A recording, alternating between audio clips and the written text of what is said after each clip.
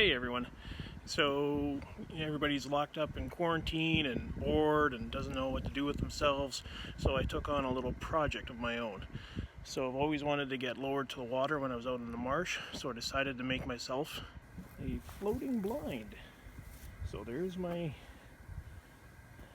Sony on the floating blind. It's made out of PVC tubing and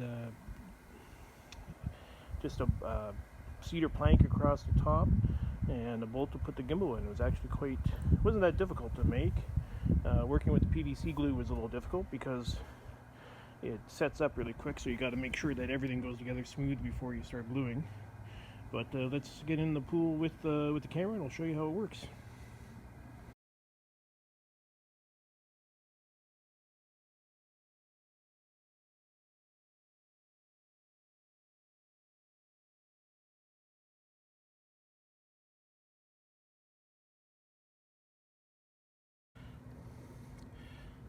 Okay, so now we're in the pool with it, so you can see how the PVC is put together here. This is made with 3-inch. I think I would do it with 4-inch, just to give it a little bit more buoyancy. But it is still sitting up pretty well, and it is nice and stable. You can see how I have the gimbal mounted on there.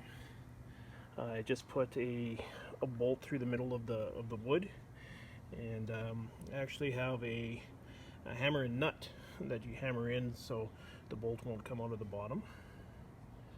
Yeah, so here it is floating around. You can see it's bouncing up and down a little bit. It's quite stable, and it should get me, and it is like nice and close to the water, so should work pretty well. It's sitting pretty level. It's sags a little bit to the front, but that's with this 200 to 600 on the A7 III with the grip and a couple of batteries. So there it is. Hope you like it. I can't wait to get it out in the marsh and see how it works when I put the blind on it.